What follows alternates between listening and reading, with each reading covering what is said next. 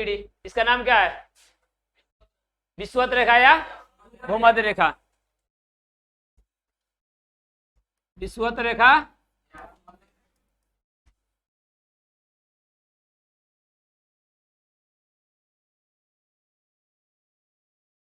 इसको दो नामों से जानते हैं, इसी को इंग्लिश में इक्वेटर भी बोलते हैं। विषुवत रेखा, भूमध्य रेखा, इंग्लिश में इसको इक्वेटर भी बोलते हैं। ठीक है, इसके 23.5 डिग्री उत्तर में क्या है? 23.5 डिग्री क्या है? कर्क रेखा। इसका 23.5 डिग्री दक्षिण में क्या है?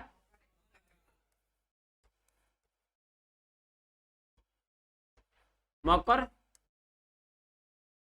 रेखा। 66.5 डिग्री में उत्तर में क्या है?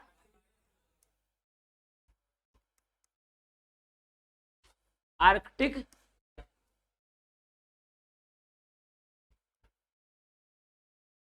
ठीक है। 66.5 डिग्री क्या होगा? सबको याद हो रहा है ना?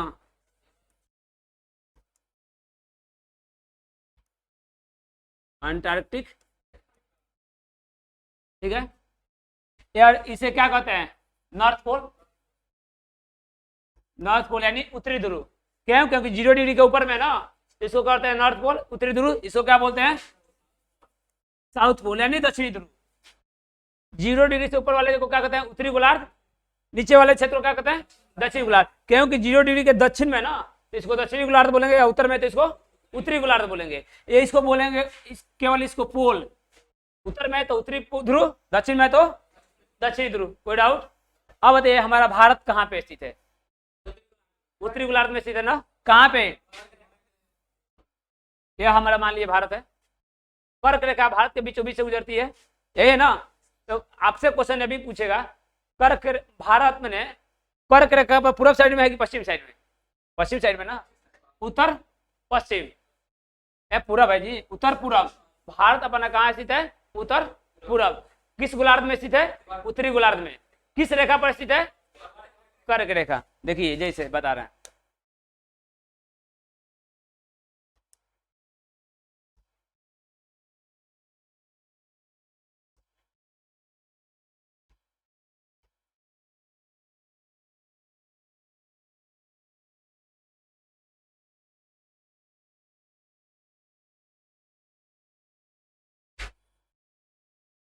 ये अपना भारत हो गया, यही तो है कर्क रेखा।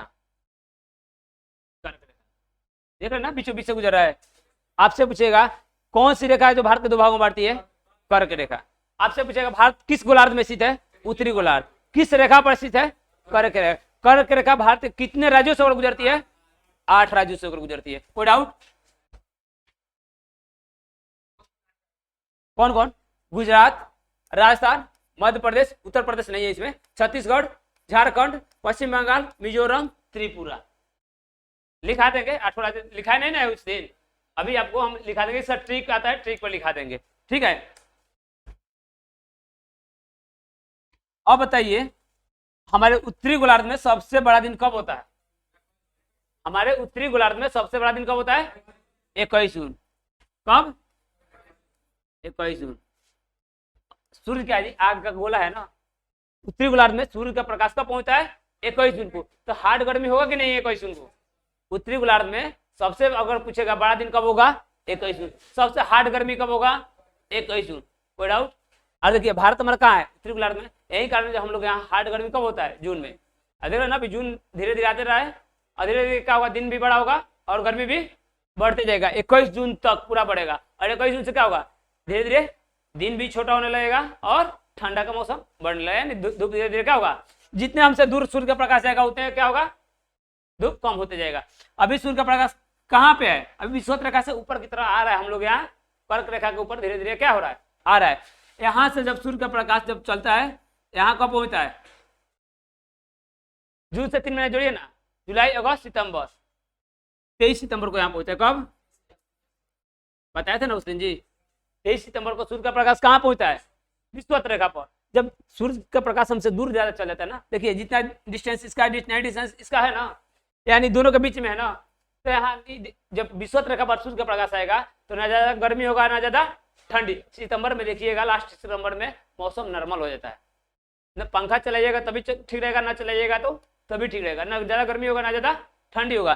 फिर यहाँ से सूर्य का प्रकाश नीचे खसकेगा, यहाँ कब पहुंचेगा? 22 दिसंबर। कब? 22 दिसंबर। और जब सूर्य का प्रकाश मकर रेखा पर 22 दिसंबर को आएगा तो उत्तरी गोलार्ध में क्या होगा? यहाँ हम लोग हर ठंडी क्यों पड़ता है? सूर्य का प्रकाश कहाँ चले? दक्षिणी गोलार्ध में मकर रेखा पर। जब सूर्य का प्रकाश इतना हमसे दूर आ जाएगा तो यहाँ इसका प्रकाश पहुंच पाएगा? ना पहुंच पाएगा। यही कारण दिन छोटा हो जाता है और हार्ड ठंडी आ जाता है, ठीक है। और यहाँ क्या होगा? मकर रेखा पर हार्ड गर्मी, दिन बड़ा यहाँ होगा ना। जहां सूर्य का प्रकाश जाएगा वहां क्या करेगा? दिन बड़ा करेगा और गर्मी लेकर जाएगा। जहां गर्मी लेकर जाएगा वहां दिन बड़ा हो जाएगा।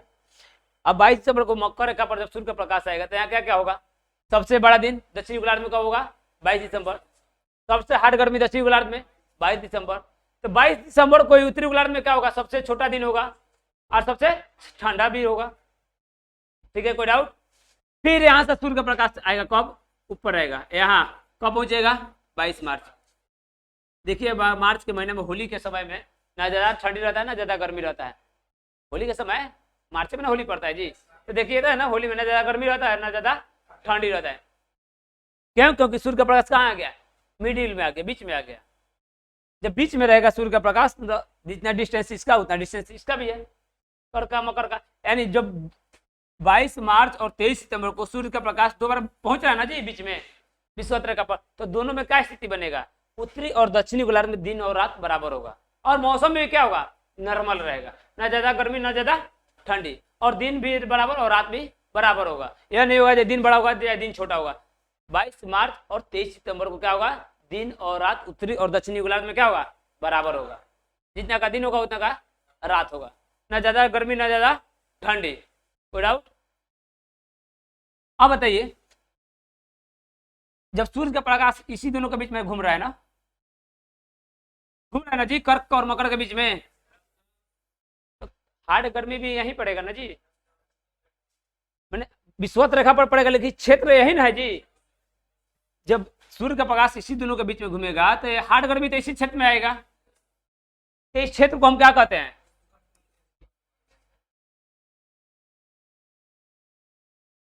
इस क्षेत्र को हम कहते हैं उष्ण कटिबंधीय क्षेत्र। उष्ण कटिबंधीय क्षेत्र, क्योंकि गर्मी होता है ना, गर्मी को हम क्या बोलते हैं? ज्योग्राफी की भाषा में हम गर्मी को बोलते हैं उष्ण, तो उसी को कहते हैं उष्ण कटिबंधीय क्षेत्र। उष्ण कटिबंधीय क्षेत्र, उष्ण कटिबंधीय, ठीक है। और देखिए जब यहाँ सूर्य का प्रकाश से कहीं उनको पहुंचेगा तो ये इधर थोड़ा गर्मी करेगा कि नहीं करेगा? इधर भी थोड़ा गर्मी होगा, और यहाँ पूरा क्या है? बर्फ जमा हुआ है, पूरा ठंडा वाला क्षेत्र है, तो यहाँ क्या होगा? थोड़ा ठंडा आएगा कि नहीं ऊपर से आएगा? यानी इस क्षेत्र में आपको गर्मी और ठंडी दोनों देखने को मिलेगा। तो इसको क्या बोलेंगे? शीत प्लस उष्ण, गर्मी प्लस ठंडी दोनों, तो इसको बोलेंगे शीतोष्ण कटिबंधीय क्षेत्र। शीत प्लस उष्ण, शीतोष्ण कटिबंधीय क्षेत्र, कोई डाउट? शीतोष्ण कटिबंधीय क्षेत्र, इसको क्या कहते हैं? उष्ण कटिबंधीय क्षेत्र, इसे शीतोष्ण कटिबंधीय क्षेत्र। यह पूरा बर्फ ही है, शीत कटिबंधीय क्षेत्र। शीतलहरी बोलते हैं ना ठंडा, इसको क्या बोलेंगे? शीत कटिबंधीय क्षेत्र।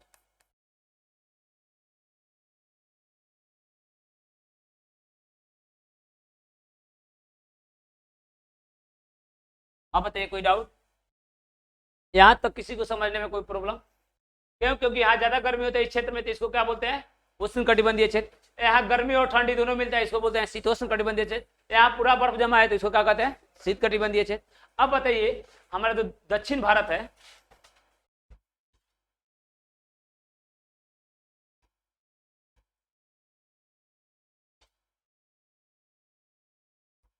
हर एक पॉइंट समझते चलिएगा, जहां डाउट होगा वहां बोलिएगा।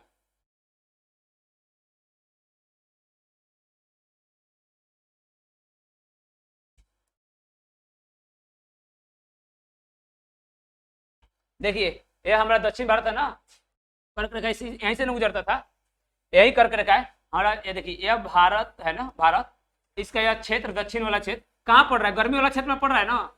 यह सब पूरा क्या है? गर्मी वाला क्षेत्र है ना। और इसी में हमारा यह दक्षिण भारत पड़ रहा है कि नहीं पड़ रहा है? ये हमारा कहाँ पर है, गर्मी वाला क्षेत्र में। यही कारण है दक्षिण भारत में हमेशा गर्मी रहता है। क्यों? क्योंकि जोन ही गर्मी वाला है। और इसी में क्या पड़ता है मेरा, दक्षिण भारत। अभी महाराष्ट्र में आप जाइए ना, गर्मी आ गया ना, वहां नहीं याद आ जाता है। हर ठंडी रहता है ना दिसंबर में, फिर भी आप जाइए महाराष्ट्र, आपको कूलर चलाकर ही सोना पड़ेगा, दिन में भी कूलर चलता रहता है। क्यों? क्योंकि गर्मी वाला जो में हमेशा वो गर्मी रहता है। सूर्य का प्रकाश जब यहाँ भी पहुंच जाता है ना, तो इसका क्षेत्र क्या कुछ गर्मी पहुंच जाता है। यही कारण है दक्षिण भारत में हमेशा गर्मी।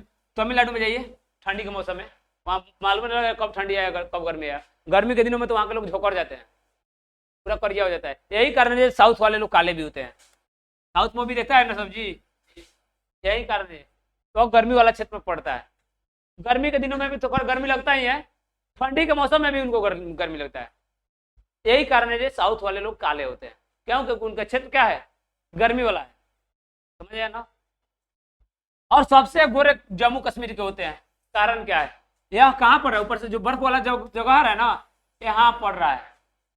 यही कारण है कि जम्मू कश्मीर के लोग सबसे गोरे होते हैं। कारण क्या है, वो ठंडा इलाका में पड़ता है। देखते हैं ना जम्मू कश्मीर में बर्फ पड़ता रहता है, ठंडा मौसम है। यही कारण है वहाँ के लोग गोरे होते हैं। और हमारा बिहार कहाँ है जी, देख रहे हैं ना, बिहार ये मिडिल में है, गर्मी ठंडी दोनों झेलता है। बिहार कहाँ है, मिडिल में है, गर्मी भी और टाइम पर ठंडी भी। यही कारण यहाँ के लोग मीडियम होते हैं, ना ज्यादा गोरा ना ज्यादा काला। कोई अपवाद में गोरा ज्यादा होता है, कोई अपवाद में काला ज्यादा होता है, लेकिन मीडियम का होता है। बिहार के अधिकांश लोगों का फेस देखिएगा मीडियम रहेगा, ना ज्यादा गोरा ना ज्यादा काला। कारण क्या है, देख रहे ना, बिहार कहाँ है, बीच में पड़ा ना। ऊपर से जितना ठंडी मिलेगा, नीचे से उतना ही गर्मी में मिलेगा। हम लोग मिडिल क्षेत्र में है, ठीक है। और साउथ वाले लोगों को काला होने का कारण यही है, साउथ गर्मी वाले जोन। और सबसे करिया होता है वेस्ट इंडीज वाला क्रिस गेल, देखा है सब ना। वो कहाँ पड़ता है, विषुवत रेखा के पास। वेस्ट इंडीज कहाँ है, विषुवत रेखा के पास। जब सूर्य के प्रकाश एक बार नीचे आता है तो वो इसको गर्मा देता है, और नीचे से ऊपर जाता है तो वो एक बार इसको गर्मा देता है। यही कारण से करिया हो जाता है सब, समझे। यहाँ तो किसी को कोई समझने में डाउट, पहले फिगर आप बनाइए। मिटका कर फिर से बना दे क्या, फिर से बना दे कि समझ आ जाएगा, फिर से बना दे। चलिए आप लोग भी बनाना स्टार्ट कीजिए, हेड डालिए आसान। जो बना लिए है याद होना चाहिए, जो पढ़ लिए, जो नहीं पढ़े हैं वो बना लीजिए। बनाते चलिए। 0 डिग्री, नाम आप बोलते रहिए, जोर से बोलिए, लग रहा है खाना नहीं खाया है।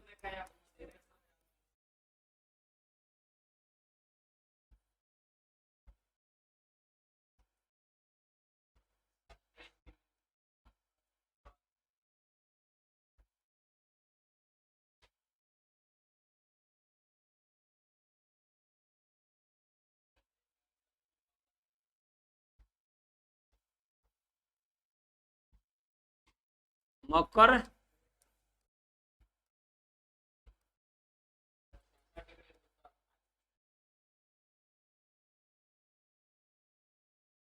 आर्कटिक रेखा,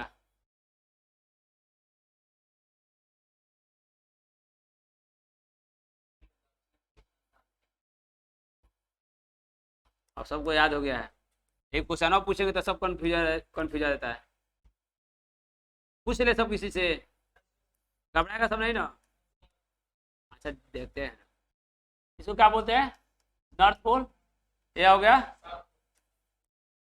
साउथ पोल। या बीच में आप बनाइएगा ना तो एक भारत का बना दीजिएगा, तो पता चल जाएगा तो भारत का है, कर्क रेखा पर पूर्व साइड में है, ठीक है। बनाइए इसको फिगर, और इस तरह ऐसे कर दीजिएगा, या गर्मी वाला जोन। बीच में कुछ आप लिखिएगा नहीं, और ऐसे इधर करके लिख दीजिएगा उष्णकटिबंधीय क्षेत्र।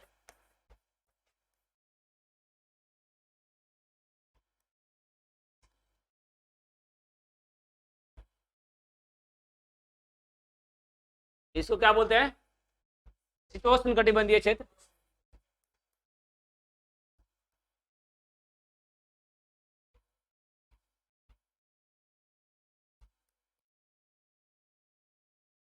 शीतोष्ण कटिबंधीय क्षेत्र,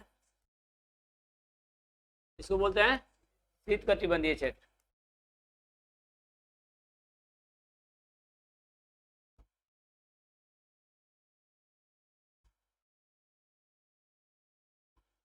ठीक है। अब बताइए उत्तरी गोलार्ध में सबसे बड़ा दिन कब होगा, 21 जून। दक्षिणी गोलार्ध में सबसे बड़ा दिन कब होगा, 22 दिसंबर। बोलो कंफ्यूजन में क्या है सर, 22 दिसंबर। अब बताइए उत्तरी गोलार्ध में सबसे छोटा दिन कब होगा, 22 दिसंबर, जोर से बोलिए, क्योंकि 22 दिसंबर को जब यहाँ सबसे बड़ा दिन होगा तो यहाँ क्या होगा, सबसे छोटा दिन होगा। एक दूसरे से क्या होगा, विपरीत होगा। जब यहाँ दिन बड़ा होगा तो यहाँ दिन छोटा होगा। यहाँ हार्ड गर्मी होगा तो यहाँ हार्ड ठंडी होगा। जब यहाँ हार्ड गर्मी होगा तो यहाँ हार्ड ठंडी होगा। एक दूसरे से अपोजिट होगा, कोई डाउट। और उत्तरी और दक्षिणी गोलार्ध में दिन और रात बराबर कब होगा, 22 मार्च और 23 सितंबर को। कोई डाउट, समझ आ गया ना। पहले भी जिनको छापना है छापिए, इसको प्रिंट कीजिए फास्ट, चाहे तो ठंडा आ गया।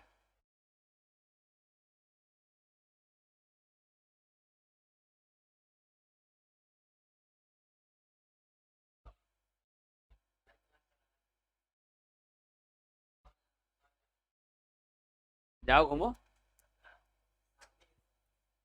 शादी भी हमें सटा का मना है।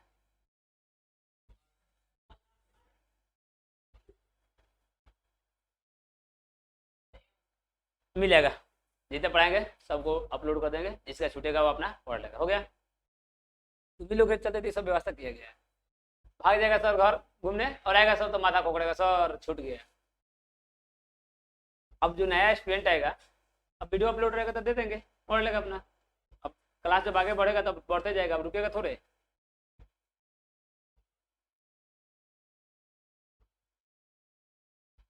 हो गया जी।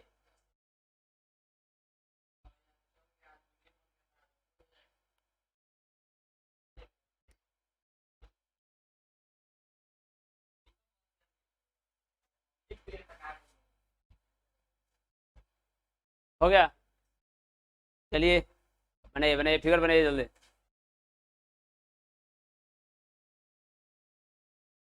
समझ आता है वो, खड़ा हो। उत्तरी गोलार्ध में सबसे छोटा दिन कब होगा, हाँ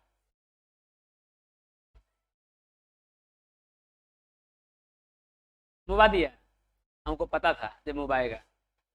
दक्षिण गोलार्ध में सबसे बड़ा दिन कब होता है, अरे तो भैंसिया, जो सबसे बड़ा दिन यहाँ होगा तो उसी दिन यहाँ सबसे छोटा होगा, 22 दिसंबर को। बैठ बकलोल, खड़ा हो हुआ नहीं, खड़ा हो। दक्षिणी गोलार्ध में सबसे छोटा दिन कब होगा, उत्तरी और दक्षिणी गोलार्ध में दिन और रात बराबर कब होगा, खड़ा किया। दक्षिणी गोलार्ध में, उत्तरी गोलार्ध में सबसे बड़ा दिन कब होगा, हाँ 22 मार्च। सठिया गया है क्या, सठिया गया है।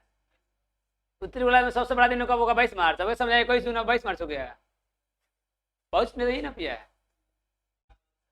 तो फिर तू कैसे हम आम बोल रहे थे, तू इंग्लिश जवाब दे रहा है, नींद में का तो क्या घबरा गया, हबड़ा का गया है। रिलैक्स होकर जवाब दो ना, कोई यहाँ लग रहा है मारपीट नहीं ना कर रहे हैं। बैठ जाओ, खराब किया,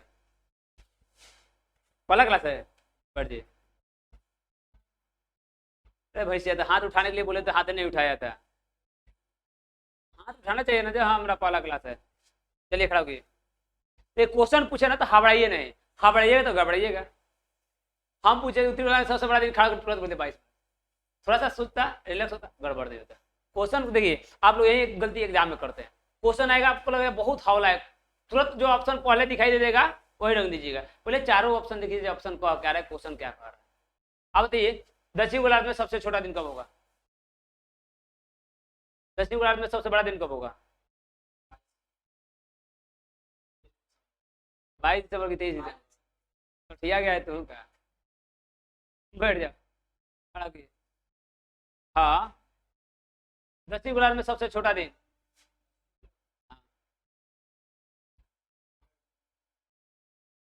सही बोल के गलती बोला, ये बकलोले है। बैठ, एक ही जून बोल के फिर करे 22 दिसंबर। बैठ जाओ, यही होता है, हबड़ाइएगा तो घबराइएगा। क्वेश्चन पूछने के बाद थोड़ा रिलैक्स हो जाइए ना। आप खड़ा होइए, दक्षिण गोलार्ध में सबसे बड़ा दिन कब होगा, दक्षिण गोलार्ध में सबसे छोटा दिन कब होगा, ये सठी आ गया। बैठ जाओ, हबड़ाओ मत, इतना हबड़ाने की क्या बात, इतना हबड़ाइए तो गड़बड़ाइए वो करेगा। चलिए लिखिए, जिनका पहला क्लास है वो लिखिए, जिनका पहला क्लास नहीं है वो अपना पढ़िए, याद कीजिए। क्योंकि जितना लिखा है शुरू से लेकर आज तक हम 5 मिनट में आपसे सुनेंगे। या मत कहिएगा जो हाँ पहले का काय शुरू है, शुरू में जो क्लास में लिखा है और आज के बारे में, भारत के बारे में, वहां से सब क्वेश्चन अभी सुनेंगे। चलिए आप लोग लिखिए, उत्तरी गोलार्ध में सबसे बड़ा दिन, जिनका पहला क्लास है वो लिखिए फर्स्ट से। उत्तरी गोलार्ध में सबसे बड़ा दिन, उत्तरी गोलार्ध में सबसे बड़ा दिन, उत्तरी गोलार्ध में सबसे बड़ा दिन 21 जून को होता है।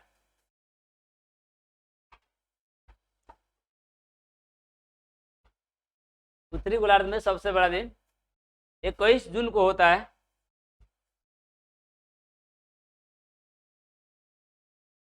हो गया, उत्तरी गोलार्ध में सबसे बड़ा दिन 21 जून को होता है तथा तथा उसी दिन तथा उसी दिन दक्षिणी गोलार्ध में तथा उसी दिन दक्षिणी गोलार्ध में सबसे छोटा दिन होगा, तथा उसी दिन दक्षिणी गोलार्ध में सबसे छोटा दिन होगा, तथा दक्षिणी गोलार्ध में उसी दिन क्या होगा, सबसे छोटा दिन होगा। समझ आ रहा है ना? नेक्स्ट स्टार्ट कर लिखिए, दक्षिणी गोलार्ध में सबसे बड़ा दिन, दक्षिणी गोलार्ध में सबसे बड़ा दिन 22 दिसंबर को होता है। दक्षिणी गोलार्ध में सबसे बड़ा दिन 22 दिसंबर को होता है।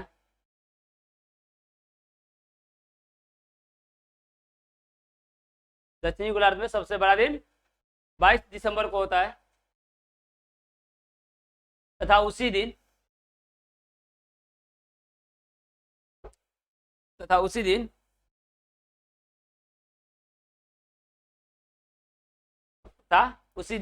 उत्तरी गोलार्ध में सबसे छोटा दिन होता है, तथा उसी दिन उत्तरी गोलार्ध में सबसे छोटा दिन होता है।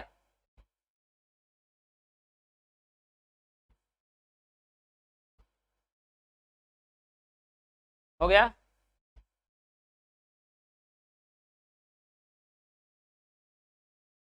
हो गया। नेक्स्ट स्टार्ट लिखिए,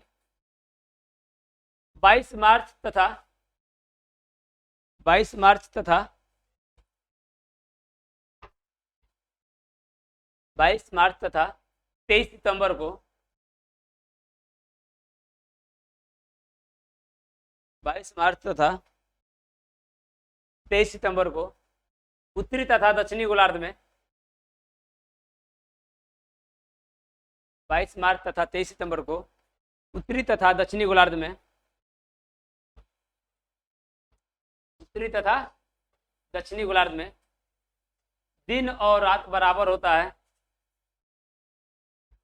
दिन और रात बराबर होता है।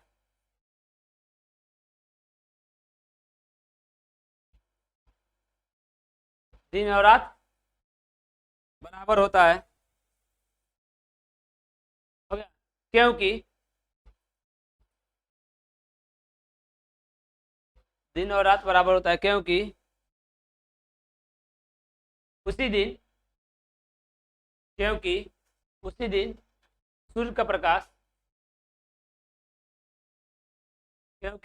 सूर्य का प्रकाश विषुवत रेखा पर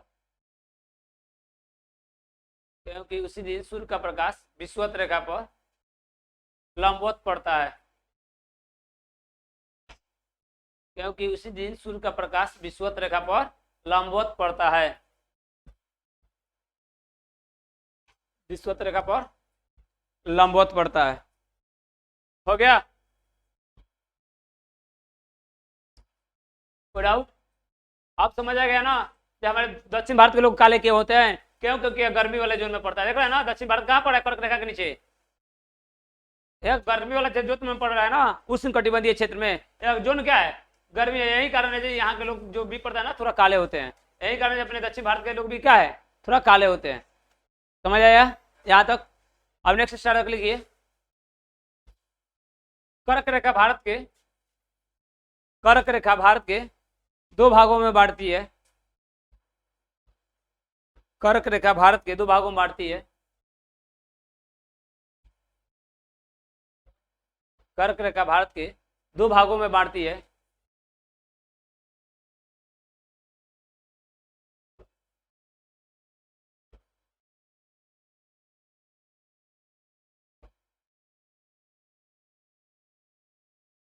कर्क रेखा भारत के दो भागों में बांटती है। नेक्स्ट स्टार्ट कर लिखिए। कर्क रेखा भारत के 8 राज्यों से होकर गुजरती है। आप लोग भी लिख लीजिए। कर्क रेखा भारत के 8 राज्यों से होकर गुजरती है। कर्क रेखा भारत के 8 राज्यों से होकर गुजरती है।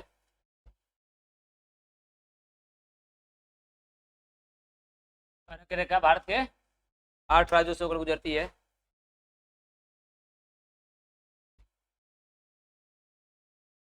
कर्क रेखा भारत के 8 राज्यों से होकर गुजरती है। ट्रिक लिखा दे क्या?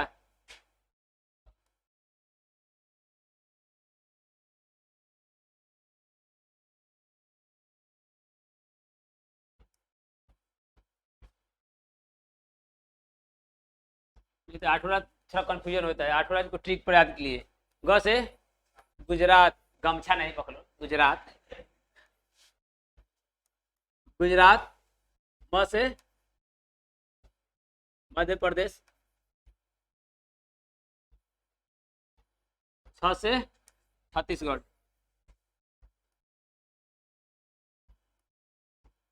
कोई डाउट? गामछा पर फट से दिमाग पर बैठ जाएगा, याद कर हो जाएगा। झ से देखिए कैसे समझ आ गया, सब समझदार है ना। झारखंड। र से रूस। बकलुल कहेगा रूस देश हो गया। अब इतना महान राज ऐसा नहीं दिमाग आ रहा है। र से रूस। ए भाई हद। इतना भी तो दिमाग में, रूस क्या एक देश है? यहाँ राज्य के बारे में लिखा रहा है। राजस्थान। पश्चिम बंगाल। बस है बंगाल, इसको लिख दिया पश्चिम बंगाल।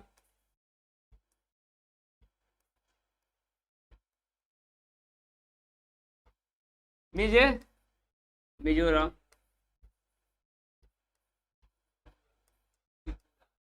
त्रा से त्रिपुरा।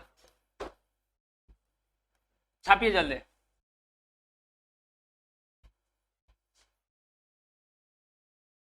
गमछा झारब मित्र। ट्रिक याद रहेगा, याद रहेगा। अब र से रूस मत बोल देना सब। राजस्थान।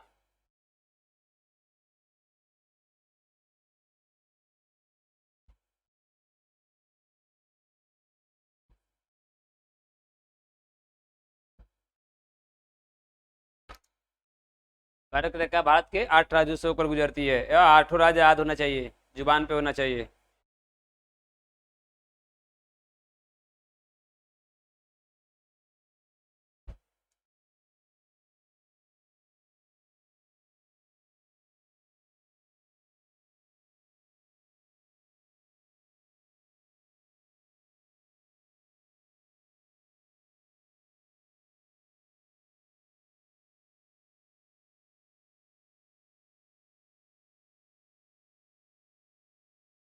हो गया?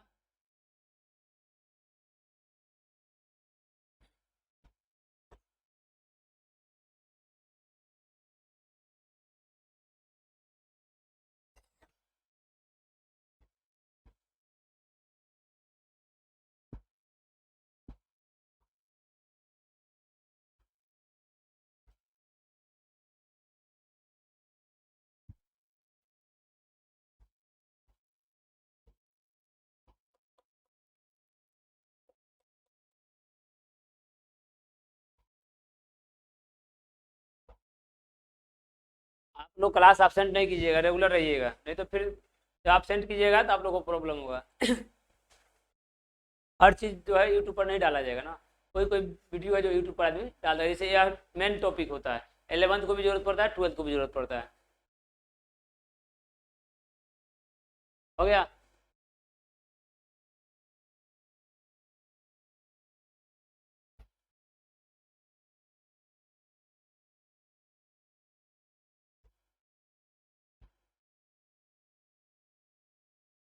अब बताइए, इसमें ध्यान दीजिएगा।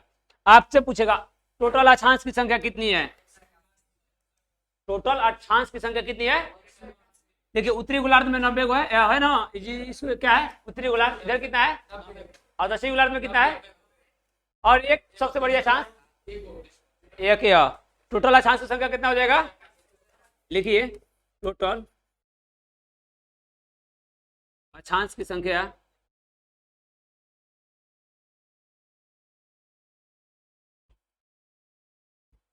टोटल अक्षांश की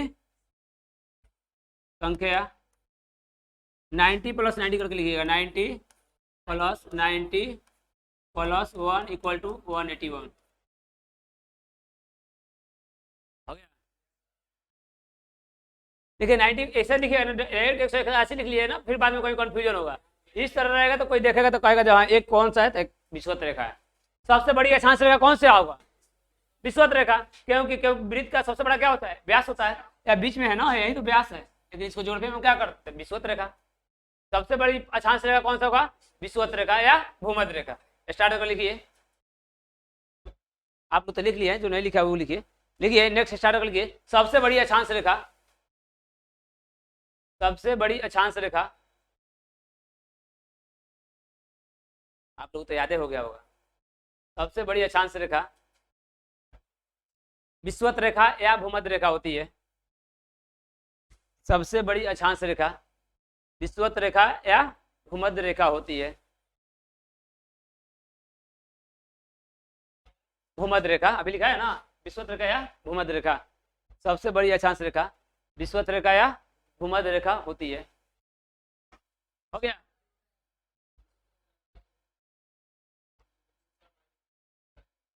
नहीं होता है, अच्छा है।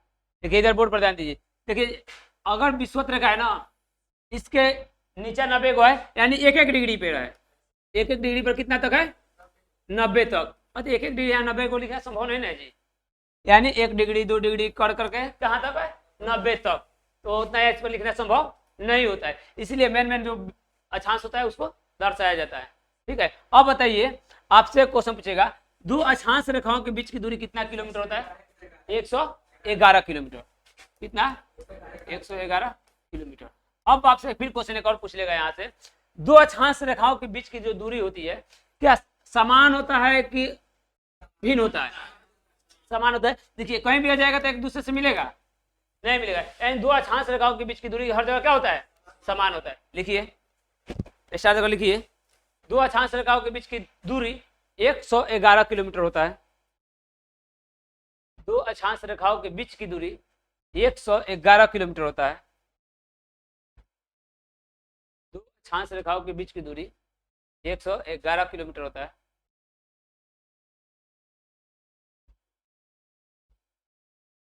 दो अक्षांश रेखाओं के बीच की दूरी 111 किलोमीटर होता है। हो गया।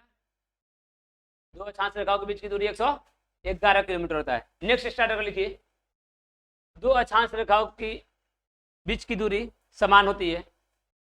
दो अक्षांश रेखाओं के बीच की दूरी समान होती है। दो अक्षांश रेखाओं के बीच की दूरी समान होती है। हो गया।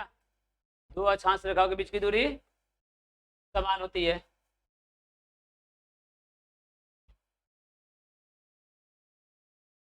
दो अक्षांश रेखाओं के बीच की दूरी समान होती है। हो गया। देखिए अक्षांश से यहाँ से आपको क्वेश्चन इतना पूछेगा। अब बताइए यहाँ दिमाग लगाइएगा, इधर यह सबसे अधिक गर्मी वाला क्षेत्र है ना। अब आपको पता लगे ना लोग गोरे काले के होते हैं, वेस्ट इंडीज वाला करिया के होता है, उसमें गलती थोड़े है उसका भाई, अब उसका वहाँ का वातावरण ही वैसा है। अब साउथ वाले लोग काले होते हैं भाई, उसका रीजन अब गर्मी वाला जोन में हुई है तो कहाँ से मैंने उजला हो जाएगा? क्रीम पोत कर कितना कोई उजला हो जाएगा जी? क्रीम पोत कर कोई ज़्यादा उजला थोड़ा हो पाएगा, नहीं हो पाएगा। लेकिन हाँ दक्षिण भारत की हीरोइनें गोरी होती है, कारण क्या है? दक्षिण भारत का फिल्म मूवी देखिएगा तो वहाँ का हीरोइन गोरी होती है, लेकिन वहाँ का जो हीरो होता है चाहे गुंडा उंडा होता है सब सांड जैसा दिखता है, कड़िया कड़िया। रियलिटी यही है। कारण क्या है? उसको उतना क्रीम का यूज नहीं करना है। हीरोइन को क्या है भाई, एक से काल प्लास्टिक सर्जरी होता है, क्रीम होता है, यही कारण जो वहाँ का हीरोइन काली थोड़ा क्या होता है, गोरी होती है। जैसे अब कश्मीर वाला देखिएगा, जम्मू कश्मीर कहाँ पड़ता है? पूरा ऊपर पड़ रहा है, ठंडा वाला क्षेत्र में पड़ रहा है, यही कारण है। रूस आपका कहाँ पड़ता है? ठंडा वाला क्षेत्र में पड़ता है। रूस देखते हैं पूरा व्हाइट व्हाइट रूस रशियन सब रहता है। रशियन सबको आप देखिएगा पूरा व्हाइट रहता है, फार्म वाला मुर्गा जैसा। फार्म का मुर्गा पूरा उजला दिखता है ना, वैसे फार्म का मुर्गा है, पूरा उजला उजला दिखता है सब। कारण क्या है? और ठंडा वाला क्षेत्र पड़ता है ना, शीत कटिबंधीय क्षेत्र में पड़ता है। वहाँ जो भी देश होगा वो पूरा वहाँ के लोग क्या होते हैं? व्हाइट होते हैं, भूरे होते हैं। कोई डाउट? अब आप लोगों को क्या पढ़ाएंगे? देशांतर। हेडिंग डालिए, देशांतर।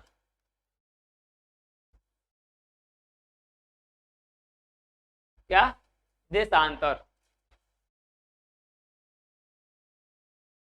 क्या पढ़ना है? देशांतर। क्लास में है अभी।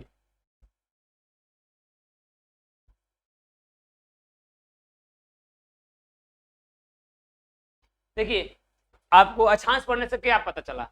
वातावरण, कहाँ की जलवायु कैसी है, वातावरण का पता चलता है। लेकिन यही देशांतर आप पढ़िएगा तो आपको क्या पता चलेगा? टाइमिंग, समय, कहाँ पे कौन सा देश किसी देश से कितने आगे है, कौन सा देश किसी देश से कितने पीछे है, किस देश में रात होता है तो किस देश में दिन होता है। आपको आप पढ़ने से क्या पता चलेगा? देशांतर। देशांतर पढ़िएगा तो यही पता चलेगा जो कहाँ पे दिन होता है तो कहाँ पे रात होता है। जैसे हम लोग कहते हैं ना अमेरिका में दिन होता है तो यहाँ रात होता है, आपको ये सब कहाँ पता चलेगा? देशांतर में पता चलेगा। ठीक है, हम आप लोगों को कुछ भी बताने से पहले क्या मैप लगाते हैं। मैप लगाने से जानते हैं क्या? एक ही फायदा होता है ना, तो मैप देखते देखते अनुभव हो जाता है कौन सा राज्य कहाँ पे है, कौन सा देश कहाँ पे है। अगर बिना मैप अगर कब बताएंगे तो आपको कैसे पता चलेगा? हाँ जैसे भारतीय मानक समय रेखा गुजरती है, 5 राज्यों से गुजरती है। भारतीय मानक समय रेखा किसे माना गया है? इलाहाबाद के नैनी को माना गया है भारतीय मानक समय रेखा, जहाँ से भारत का टाइमिंग मापा जाता है ना। जो लंदन के टाइम से भारत का टाइमिंग 5.5 घंटा आगे है, 5.5 घंटा आगे, सब कोई जानता है। लेकिन कहाँ तक इसका पॉइंट माना गया है, भारतीय समय की रेखा कौन है, कितने राज्यों से गुजरती है, यह पता हमको नहीं रहता है। लेकिन यहाँ आपको देशांतर में हर एक पॉइंट बता देंगे, कहाँ से गुजरती है, कितने राज्य से होकर गुजरती है, कहाँ पे कितना घंटा आगे होगा, कहाँ पे कितने घंटा पीछे होगा। यह प्रूफ करके बताएंगे 5.5 घंटा टाइमिंग जो भारत का आगे होता है, कारण क्या है, कैसे 5.5 घंटा होता है, प्रूफ करके। आज तो नहीं हो पाएगा लेकिन इसको कल हम आप लोगों को क्लियरली बताएंगे जिस 5.5 घंटा आगे कैसे होता है।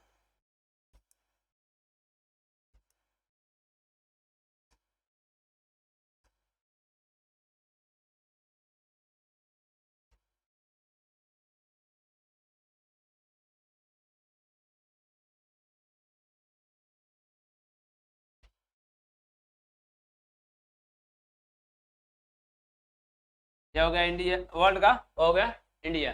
अब बताइए, आपसे क्वेश्चन एक ही पूछेगा, जो भारत का मानक समय रेखा माना जाता है 5.5 घंटा आगे है, आपसे पूछा जाएगा GMT कहाँ से गुजरती है? Greenwich mean time. भारत का टाइमिंग 5.5 घंटा जो आगे है कहाँ से है?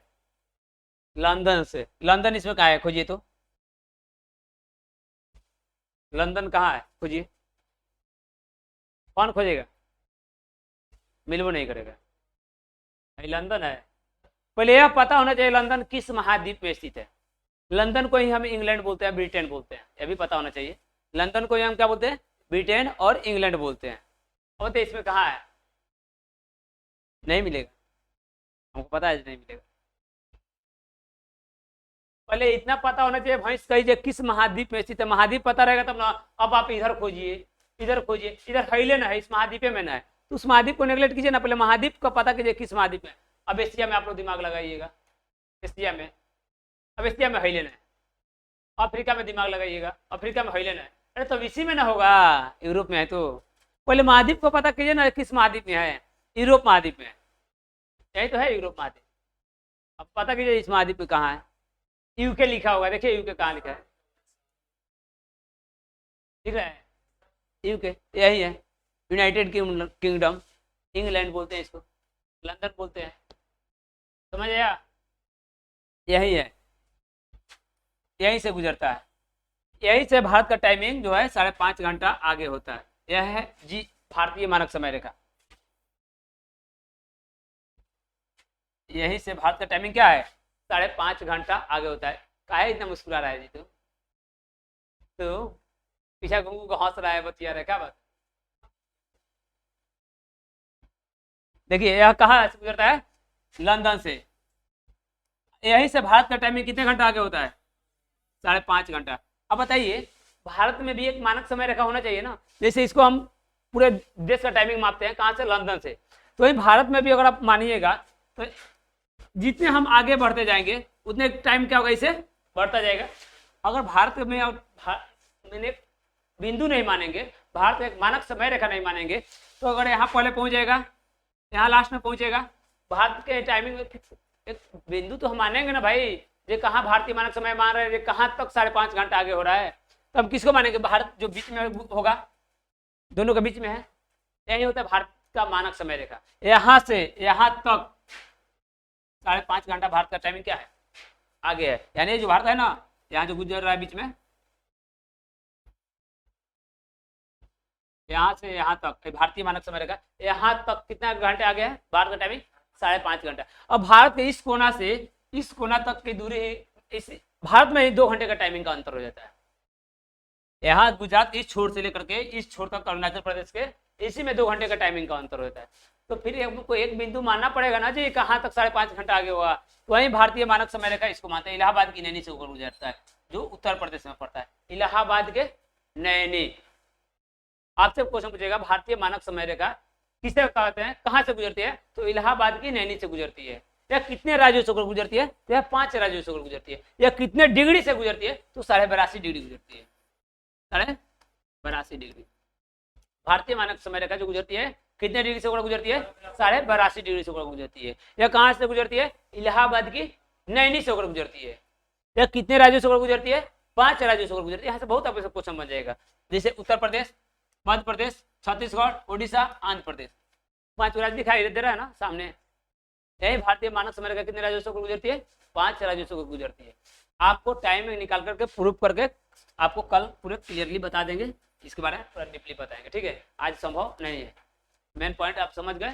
इससे हमको क्या चीज पता चलेगा, कहाँ पे दिन होगा तो कहाँ पे रात होगा, कौन सा देश किसी देश से कितने आगे है, कौन सा देश किसी देश से कितना पीछे है। चलिए हो गया, बंद कीजिए।